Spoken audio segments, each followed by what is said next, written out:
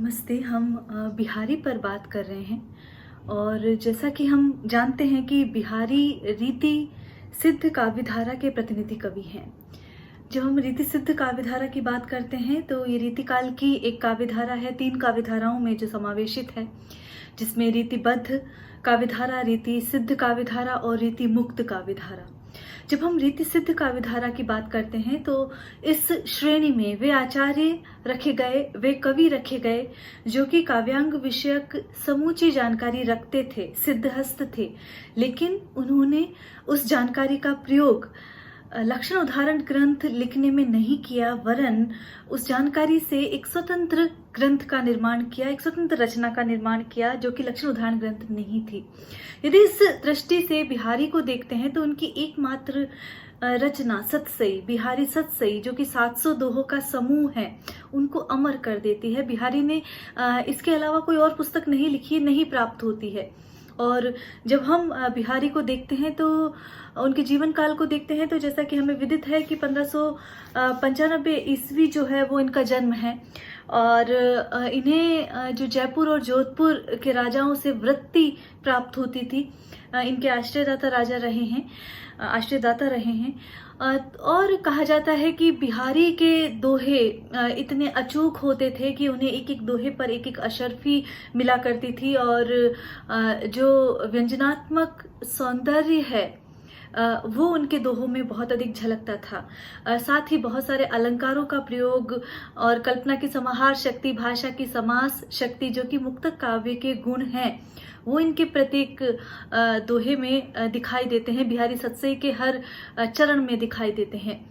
बिहारी सतसई की जब हम बात करते हैं तो वहां पर भक्ति, नीति और श्रृंगार की त्रिवेणी वहां पर दिखाई देती है और उसमें भी जो अधिकता है वो श्रृंगार परक दोहों की मिलती है। तो इस प्रकार हम कह सकते हैं। और जैसे ही जो भी बिहारी को पढ़ता है, तमाम आलोचकों ने बिहारी की भूरी भूरी प्रशंसा की है। बिहारी सतसई को लेकर आचार्य रामचंद्र शुक्ल मुक्तक काव्य की दृष्टि से श्रेष्ठ रचना बताते हैं बिहारी सतसई को। तो निर्विवाद रूप से कहा जा सकता है कि बिहारी सतसई रीतिकाल की मुक्तक काव्य परंपरा की एक बेहतरीन रचना है, सर्वश्रेष्ठ रचना है।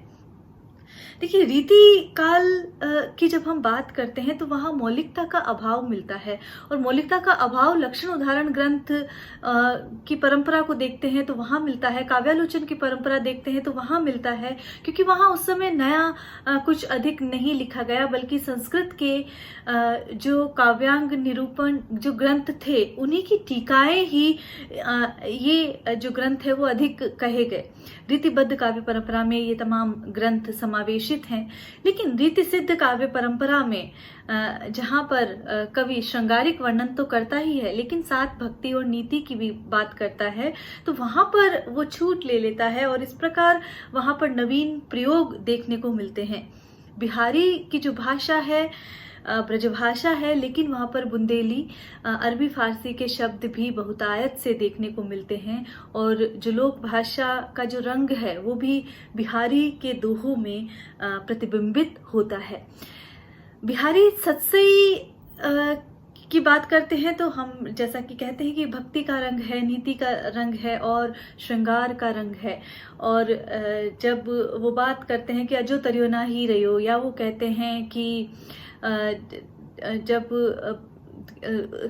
कृष्ण की बात करते हैं, उपास्य की बात करते हैं, राधा की बात करते हैं, चतुर राधिका सुजान की बात करते हैं, तो इस प्रकार वो कहीं ना कहीं अपने उपास्य, अपने आराध्य की वहां पर उपासना करते हुए भी नजर आते हैं। जैसा कि बिहारी के संस्कार रहे हैं, परिवारगत संस्कारों को जब हम देखते हैं तो जैसे कि उनके जो दादा हैं वो निम्बार्क संप्रदाय से और स्वयं उन पर राधा वल्लभ संप्रदाय का प्रभाव दृष्टिगोचर होता है, तो कहीं ना कहीं कृष्ण भक्ति परंपरा से वो जुड़े रहे हैं और ये प्रभाव भी उनके दोहों में परिलक्षित होता है। बिहारी सतसई की हम बात कर रहे हैं और उसमें से कुछ चयनित दोहों पर हम चर्चा कर रहे हैं। चूंकि ये एमए का भी पाठ्यक्रम है और नेट इत्यादि परीक्षाओं के लिए भी बहुत उपयोगी है, साथ ही आरपीएससी फर्स्ट ग्रेड की परीक्षाओं में भी इससे संबंधित प्रश्न पूछे जाते हैं। देखिए ये जो चैनल है, ये कॉलेज शिक्षा राजस्थान के संयुक्त तत्वावधान में ये यहाँ पर हम इस चैनल के माध्यम से आपको अध्ययन सामग्री पहुँचा रहे हैं। मेरा निवेदन है आपसे, क्योंकि मेरे तो संसाधन सीमित हैं, तो आप इस चैनल को अधिकाधिक बहुत लोगों तक पहुँचाएं ताकि उनकी मदद हो सके। मेरा ये जो प्रयास है वो भी फलित हो सके। तो हम बिहारी के दोहों पर बात कर रहे थे। आज जो दोहा हम ले रहे हैं व्याख्यान की अगली श्रृंखला में, वो है तो पर वारो उर्वशी सुनी राधिके सुजान, तू मोहन के उर्वशी वह उर्वशी समान।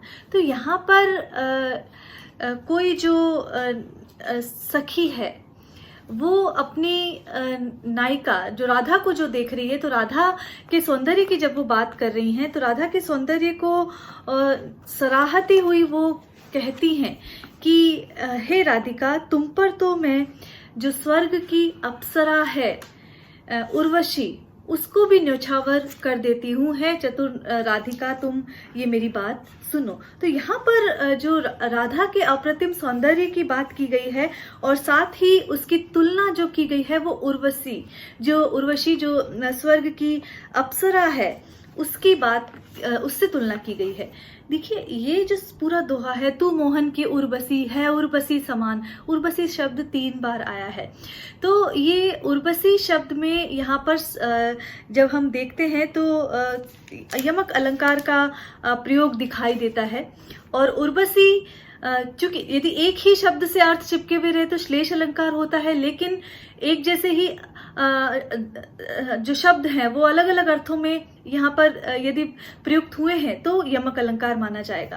तो कोई जो सखी है वो राधा की ओर संकेत करती हुई कहती है, राधा को प्रतिलक्षित करती हुई कहती है कि हे चतुर राधिके, मैं तुम्हारे ऊपर स्वर्ग की जो नर्तकी है, जो सुंदरी है अप्सरा, मैं उसका सौंदर्य भी तुम पर न्योछावर कर देती हूँ। तो यहाँ उर्वशी का जो अर्थ है वो उर्वशी से है, जो कि स्वर्ग की एक अप्सरा है। तू मोहन के उर्वशी, तू मोहन अर्थात तू कृष्ण के हृदय में बसी हुई है। यहाँ उर्वशी का मतलब उर्वशी, तो यहाँ पर सभंग यमक है टूटकर, तो उर्वशी हृदय में बसने वाली। तू मोहन के उर्वशी, मोहन के हृदय में बसी है, वह उर्वशी समान। और किस प्रकार? किसी मूल्यवान हार, गले में पहने जाने वाला जो हार है उसके समान तू कृष्ण के गले में सुशोभित हो रही है, क्योंकि तुम उनके हृदय में विराजती हो। तो यहाँ जो इस दोहे का जो सौंदर्य है वो उर्वशी शब्द में है। उर्वशी शब्द का एक अर्थ उर्वशी स्वर्ग की अप्सरा हुआ, दूसरा अर्थ उर्वशी जो हृदय में बसी हुई है, उर मतलब हृदय, और एक उर्वशी का मतलब होता है हृदय, गले में पहने जाने वाला हार या मूल्यवान आभूषण, उसे भी उर्वशी कहा जाता है। तो यहाँ पर राधा के सौंदर्य की बात जो उसकी सखियां जो हैं वो बात कर रही हैं, और यहाँ पर यमक और उपमा अलंकार का प्रयोग, उर्वशी समान, उर्वशी के समान, तो उपमा अलंकार का प्रयोग भी देखा जा सकता है। अगला जो दोहा है वही बात यहाँ पर भी जो सखी के परिहास की ही बात है। लोने मुंह दीठी न लगे, लोने मतलब जो लावण्य युक्त है, जो सुंदर मुखमंडल है, लोने मुख दीठी न लगे, दीठी मतलब नजर, दृष्टि ना पड़ जाए, सुंदर मुख पर किसी और की नजर ना पड़ जाए। यूं कही दीनो ईठी, यह कहकर प्रिया ने उसके गाल पर धर दिया। क्या धर दिया? दूनी है दूनी वह लागन लगी, दिए दिठोना दीठी। तो जो ईठी थी, ईठी मतलब जो प्रिया है, जो हित चाहने वाली है, जो उसका सही और गलत सोचने वाली है, उसकी जो हितेशिनी है। तो वहां पर वो जो नायिका की जो सखी है उसने ये जानकर नायिका के गाल पर दिठोना लगा दिया, नजरबट्टू लगा दिया कि उस पर किसी और की नजर ना पड़े। लेकिन वो दिठोना लगाने से औरों की जो दृष्टि है, दीठी है, वो दुगनी होकर और अधिक लगने लग गई, क्योंकि उसके सौंदर्य में वो दिठोना लगाने से और अधिक अभिवृद्धि हो गई। तो यहाँ ये बात कही जा रही है कि लावण्य में मुख पर यदि दिठोना लगा दिया जाता है तो उसकी जो कांति है, उसकी जो शोभा है वो और अधिक बढ़ जाती है। तो ये बात कही जा रही है कि उससे उसकी शोभा और अधिक दुगनी होकर वहां पर लक्षित होने लगी। तो ईठी से आपको एक अर्थ तो लेना होगा कि जो शुभाकांक्षिणी है, जो अच्छा चाहने वाली है, जो उसका हित चाहने वाली है, उससे तात्पर्य है ईठी से। दीठी का मतलब है दृष्टि, दिठोना का मतलब है जो काला तिलक लगाने की जो परंपरा है, दिठोना लगाने की जो परंपरा है, नजरबट्टू लगाने की जो परंपरा है, उसकी बात यहाँ पर की जा रही है। और अनुप्रास अलंकार ईठी दीठी में हम देख सकते हैं, यमक अलंकार देख सकते हैं हम, और विषम अलंकार भी कि दिठोना लगाने से भी नजर और किस प्रकार लगने लग गई। तो दिठोना और दीठी, इसमें आप यमक अलंकार की छवि देख सकते हैं। यहाँ पर सभंग यमक को देखना होगा। आगे जो दोहा है, देखिए जब हम बिहारी को पढ़ते हैं और हम बार बार कहते हैं कि इनमें कल्पना की समाहार शक्ति और जो भाषा की समास शक्ति का जो चातुर्य है वो देखने को मिलता है। तो कल्पना की समाहार शक्ति वहां पर देखी जाती है जहां पर एक ही छंद में बहुत सारे भाव भरने की जो कला है, या बहुत बड़ा जो वृतांत है उसे समेटने का जो साहस है, वो जिस कवि में होता है वो कल्पना की समाहार शक्ति से युक्त उसका कवित्व कहलाता है। जब हम बिहारी को देखते हैं तो और मुक्तक काव्य की दृष्टि से देखते हैं तो एक अनिवार्य गुण हो जाता है मुक्तक काव्य का, और बिहारी के जो दोहे हैं वो इस कसौटी पर खरे उतरते हैं। तो कहत नटत रीझत खींचत, ये जो दोहा है इसमें जो बात कह रही है, एक जो नायिका की जो सखी है वो देख रही है नायक और नायिका को मिलते हुए, और वो ये बात कह रही है कि नायक और नायिका मिलते हैं किसी जो आम स्थान पर मिलते हैं। एक सखी दूसरे सखी से कह रही है कि नायक और नायिका जो हैं एक सामान्य स्थल पर मिल रहे हैं जहां पर सभी लोग मौजूद हैं।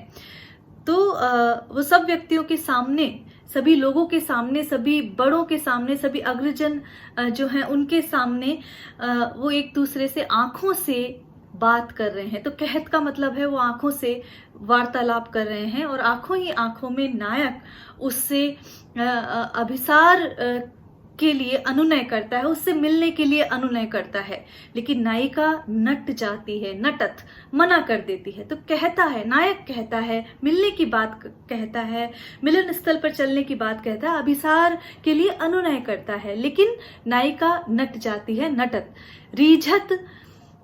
और जो नायक जो है वो उसकी जो नायिका की जो मनाही है उस पर वो उस पर वो और अधिक खुश हो जाता है, उसकी इस बात पर उससे रीझने लगता है।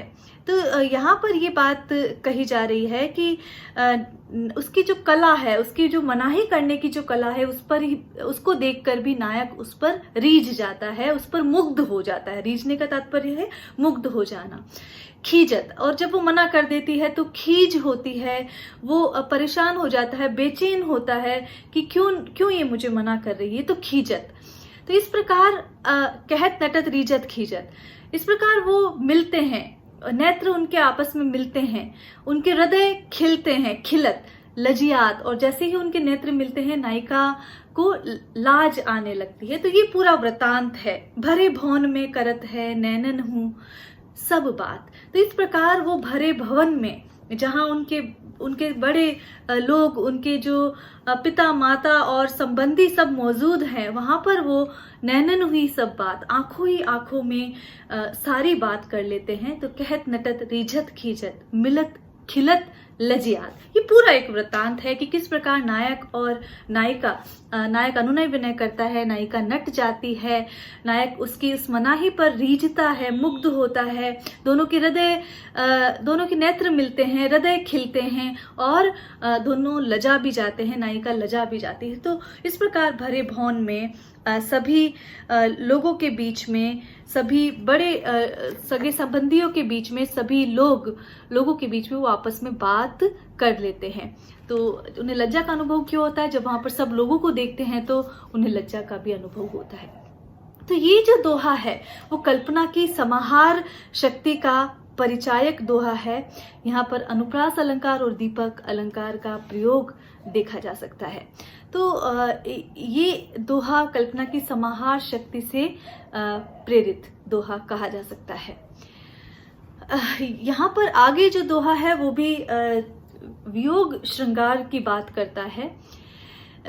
दो सखी आपस में बात कर रही है, नायक नहीं है पास में, नायक दूर है, और इसीलिए वो सखी, नायिका जो है सखी को कहती है नेहू न, कि ये स्नेह नहीं है, आंखों में नैननु, नेहू न नैननु, आंखों में नेह नहीं है, प्रेम का स्नेहक नहीं है, कि कछु उपज बड़ी बलाए, इन आंखों में कोई बड़ी बला उत्पन्न हो गई है, कोई बड़ा रोग उत्पन्न हो गया है। नीर भरे नित प्रति रहे, ये जो नेत्र हैं वो आंखों से भरे हुए नित प्रति, रोज हर दिन आंखों नेत्र जो है वो आंसुओं से भरे रहते हैं, जल से भरे रहते हैं।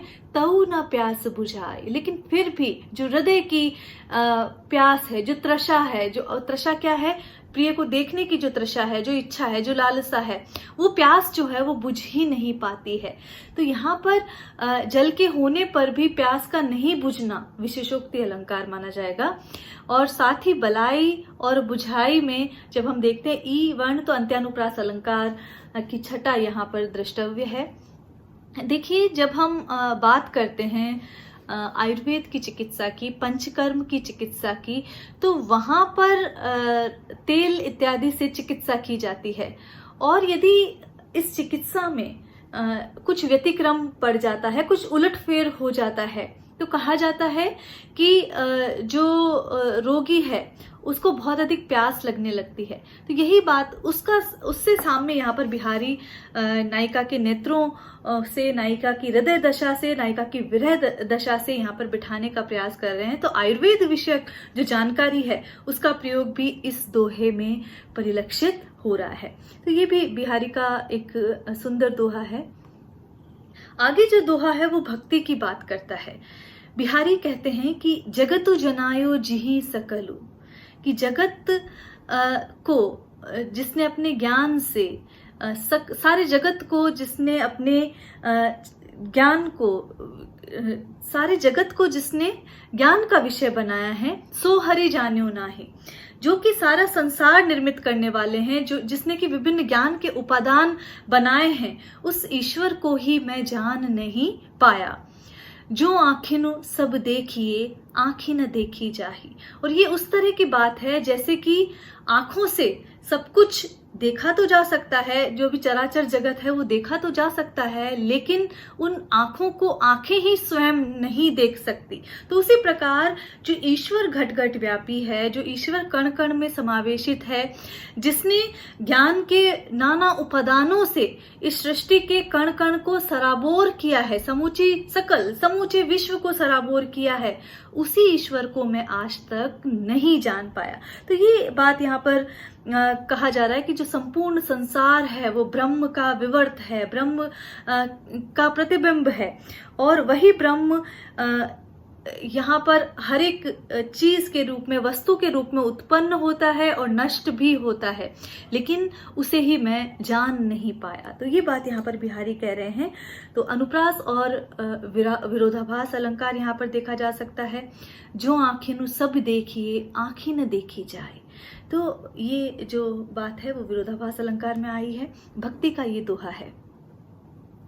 आगे नीति की बात कर रहे हैं बिहारी कि दीर्घ सांस न ले ही दुख, दुख और सुख में व्यक्ति को किस तरह सम रहना चाहिए, किस तरह व्यक्ति को अपनी स्थिति की तुलना अन्य से नहीं करनी चाहिए, ये बात, नीति की बात बिहारी कह रहे हैं कि दुख में दीर्घ सांस, बड़े बड़े सांस, लंबे लंबे उच्छ्वास नहीं लेने चाहिए। दुख आते ही ऐसा नहीं होना चाहिए कि उसको सामना करने का सामर्थ्य ही ना रहे, या व्यक्ति जो है भाव शबलता में या भावावेश में वो अवसाद में चला जाए। ये बात, इस तरह की बात कह रहे हैं कि दीर्घ सांस न ले ही दुख, कि जो दुख का समय है उसमें लंबे लंबे उच्छ्वास नहीं लेने चाहिए या घबराना नहीं चाहिए, यहाँ ये तात्पर्य है।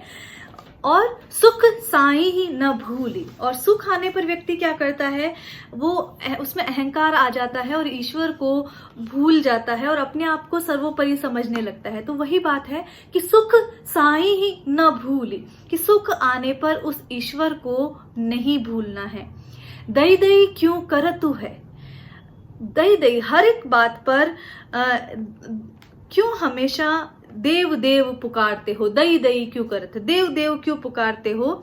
जो विधाता ने दिया है, दई दई जो दिया है, उसे तुम क्यों नहीं सर माथे पर स्वीकार करते हो। तो यहाँ पर दई दई का मतलब है देव देव, क्योंकि जब दुख आता है तब तो मंदिर, देवरे, सारे जो धार्मिक स्थल है वो याद आ जाते हैं। तो ये बात यहाँ पर कह रहे हैं कि दई का मतलब एक तो देव है और एक दई का मतलब है जो दिया है। तो इस प्रकार यमक अलंकार है दई दई में, और दई दई में दई का मतलब देव और दई का मतलब जो तुझे मिला है तू उसे स्वीकार क्यों नहीं करता। तो हर स्थिति को स्वीकार करने की बात बिहारी इस दोहे में कह रहे हैं। यहाँ पर यमक अलंकार का प्रयोग और दई दई दई दई, चूंकि यमक में भी दो बार प्रयुक्त हुए तो पुनरुक्ति प्रकाश अलंकार देखा जा सकता है। तो आज के लिए इतना ही। बिहारी की हम बात कर रहे हैं, और बिहारी को जब हम देखते हैं तो रीतिसिद्ध काव्यधारा के ये बहुत ही लोकप्रिय कवि हैं, और उनकी लोकप्रियता का आधार जो है बिहारी सतसई है। आने वाली कक्षाओं में हम इनमें आगे और चर्चा करेंगे। आज के लिए इतना ही। नमस्कार।